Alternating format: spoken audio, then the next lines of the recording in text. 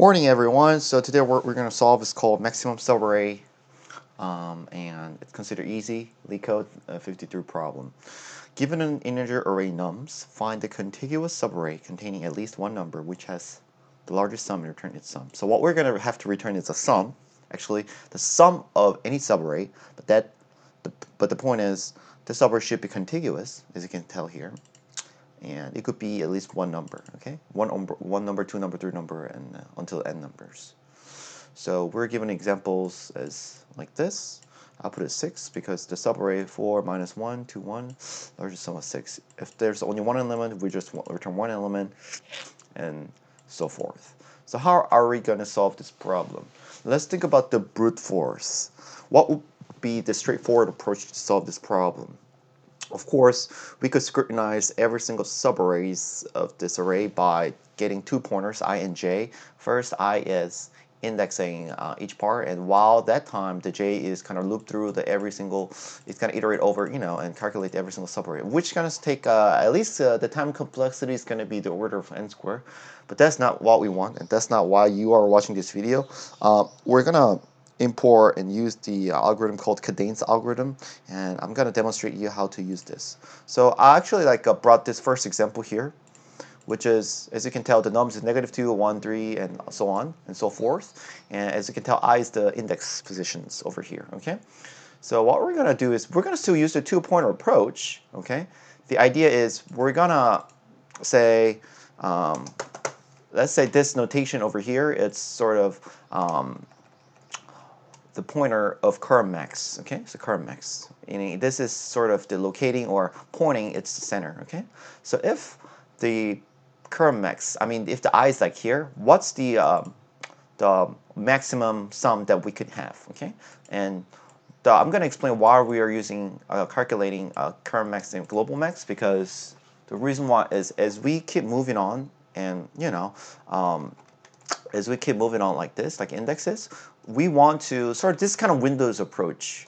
Up until here, like what was the previous sum? We want to store that into a global max, and instantly and at that every moment we want to calculate the current max, and we're gonna keep updating global max until we reach the end of this array.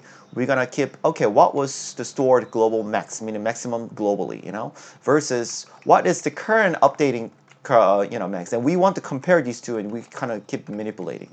Okay, I'm going to demonstrate what I'm saying here. So first, let's say the I is 0, as we can tell, okay, like this, and of course, what is the current max? Definitely -2, right? That's the only way. What about global max? Also the -2, okay? And once we move to here, if the I is 1, we want to calculate, hey, what is the current max? Okay, it's either -2 or -2 plus 1, which is -1, or 1, which is 1 here, right? Okay, and what is global max? Okay, so as you can tell, how is current max is calculated? Current max is calculated as such, is equal to maximum value of what? Current max, previous current max, plus nums of I at that moment, or the nums of I at that moment. We want to calculate, hey, is current max, as you can tell, is maximum value between all of the previous cumulative, the summation of current max and maximum I, or whatever the new pure value. Okay, then you can ask, hey, what about just the previous nums minus I minus 1? That already, the max value is already stored in global max, and I'm going to explain you in a minute. Okay, so what I'm going to tell you here, okay, let's move to I equals 2 over here. Then what's the current max? Meaning we calculate 1, we could follow this algorithm here, which is current max plus nums of sub is -3, okay, which is -2, okay, and the nums of I is -3, okay, which is -2, and we calculate, hey, is this -2 larger than global max here? If not, we just keep it, okay? So as you can tell, the index position I is of 1, this is the greatest one.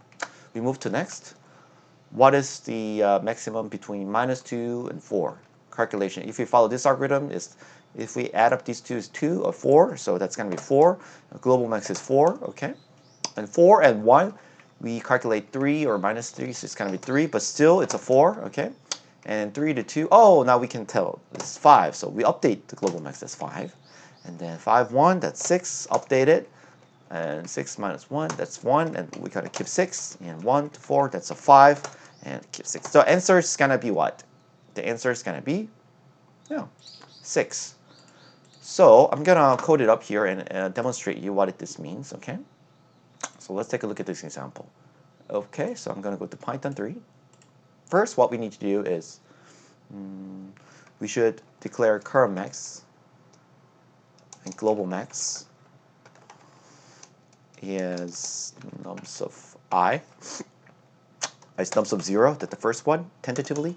And what we want to do for I in range of length of the nums over here, we want to say, hey, current max, first of all, is current max actually plus maximum value between current max plus nums of I and between nums of I. So again, I'm going to explain this.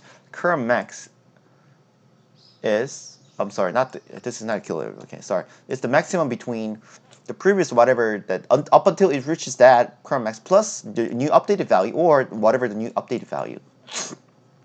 Okay?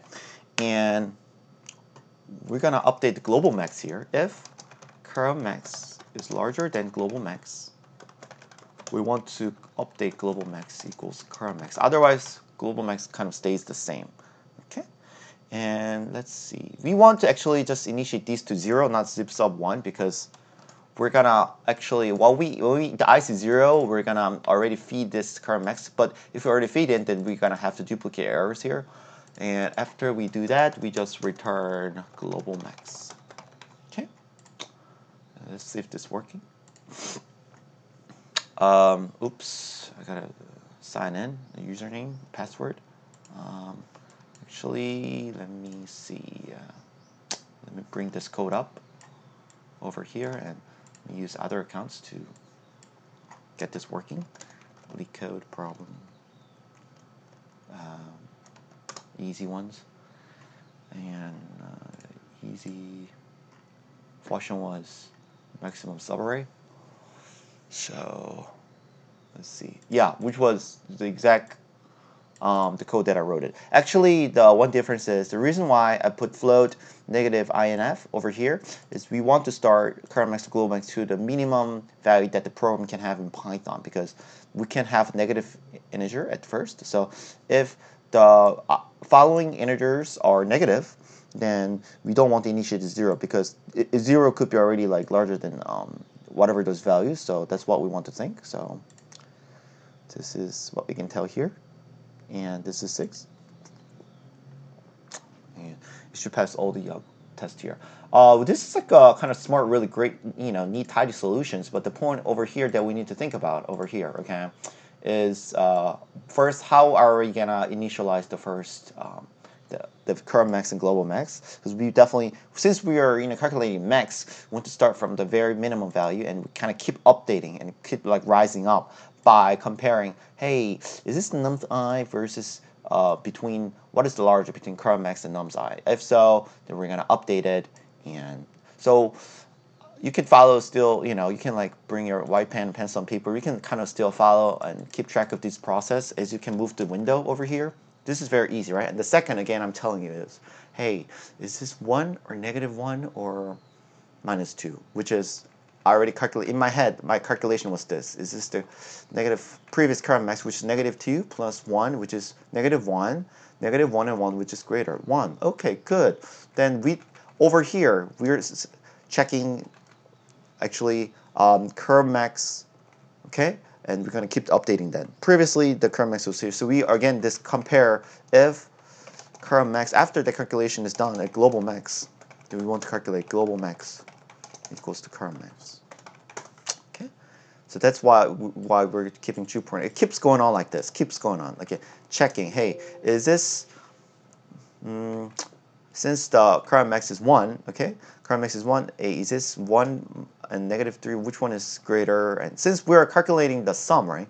And sum, it's just like -2, is -2 larger than 1? Then if it's not, then we just keep it as it is.